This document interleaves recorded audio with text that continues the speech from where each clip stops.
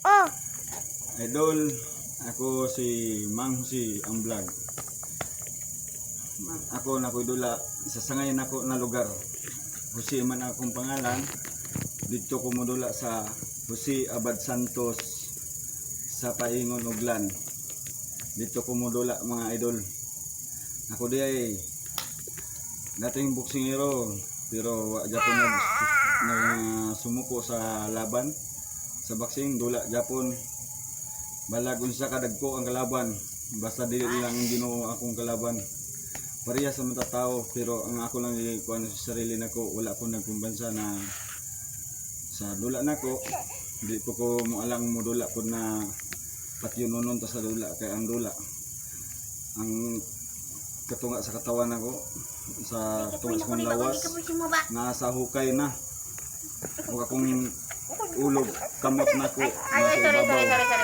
Ako ani mampo sa Ginoo, matigaan ko ng lawas, ka baskog sa lawas, kadasig ug kaadtik. Ako po siyang pasalamatan tungod na gihatagan ko niya mayong kaalam sa mong sarili na bisag ako grado.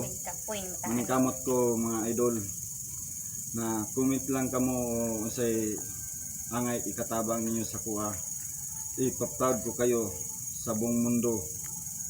Na tao kamong tao na suporta sa ako nasama na ako kapobre ako naningkamot naman ko kung naikaluoy ang mga tao sa kuha na tabang sa kuha og suporta pod ug kinakasing-kasing lang sa pagtabang na gikan sa kinatasan sa amahan. Mga idol, sa panahon karon dili tayo na protekto ta natay hangganan na may kamatayon ta pero sa kong kalawasan nakamping ko ang trabaho na ko dire unay boxing training ko pero wala ko'y dula boxing sa trabaho na ko dire sa dagat manginhas ko managat ko magsakay kong bangka na dimano managat ko para napo ko ikasuporta sa akong pamilya. Trabaho ko na ko panghilot ko kanang makapaayo ko sa tanang sa katawan. Dinadasalan ko po sa Panginoon na amahan na yan ang iniling ko lang na tabangi po ang nangailangan sa kuha na masama ang kanilang pakiramdam. Dinadasal ko sa Panginoon kahit hindi alam sa iba at tayo naman lahat mga igsuon tayo lahat sa spiritual. Mas lang buhi ta, di na to maingon na igsuon ta. Naman po'y uban na mo to na igsuon. Pero ako, nagtuo ko na igsuon ta tanan sa spiritual na buhi. Buhi na walay kamatayon. Ang Ginoora, ang nagabay sa akong kinabuhi, natigaan pa ko niyag chance na buhi pa ko balik.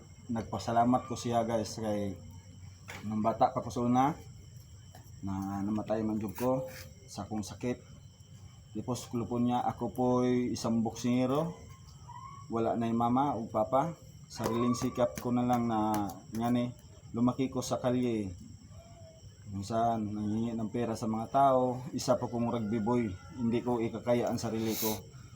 Isa po ko kabarambado na tao sa unang panahon. Napasalamat ko sa Panginoon, binigyan niya ako ng tiwala sa Kanya, inalis ko na lang ang pagmumura ko sa tao. Kasi wala tayong karapatan magmura guys sa kapwa natin tao guys. Ang isang magmura na isang tao ay isang milagro na taong na gumawa ng masama. Ako noon dati gumawa man ako pero hindi man ingon sa magnakaw ako. Umaapi ako sa kapwa ko mahirap o sa taong may kaya, wala ako ingon nagnakaw ako. Nagsikap pa rin ako upang makamit ko yung pangarap. Sana noon dati, natuloy sana yung lumaban ako ng World Champion sa London. Nadayon lang ito na dito sa Cebu, Amiga Gym. Panahon ng tato na mulargahanay nami pagkasabado. Namatay akong trainer sa pagtraining namo sa sobra na akong kondisyon sa akong lawas ang akong ka-sparring katong nagdula og championship sa Cebu. Natumba pa na ako sa last sparring para kondisyon na jud kay ko kay abot sana modula ako sa world champion na anak ko sa kong sarili bura lang ko nagpunit og bato sa kasada gipokpok sa akong ulo ulan init gisulayan ko na wala ingon na pagsulay lang gitahat yun ako na nagtraining kog maayo nangkamot ko para makamit ko akong pangarap. Sabi ko mag-world champion ko muli ko sa Sarangani, mag-world champion ko. Nan taas kay kog pangandoy sa akong kinabuhi bisag wa ko grado. Gusto ko makaroon ng sariling bahay na sariling negosyo na panagatan. Kaya ako lumaki naman talaga ako sa dagat. Na malaki din ako na mahirap. Na ngayon, sige lang, ang Diyos lang nakakaalam sa kanila o anong dapat sa kanila. Kahit ako mahirap man dyan ako, ang kamot ko dyan ko sa akong kinabuhi. Sa ngayong gabi ito, ako'y nakapasalamat sa inyo, nag-vlog ko ngayong gabi sa akong pag-training. Kung sa Diyos kalisod ang kasaysayan sa akong kinabuhi. Daghang kay salamat mga idol. Kung na may kasakit sa ko, katabang na i-share ninyo na i-share na lang ninyo ang akong pag-vlog. Yan ang makatabang sa ko guys. Na daghang kay salamat mga idol.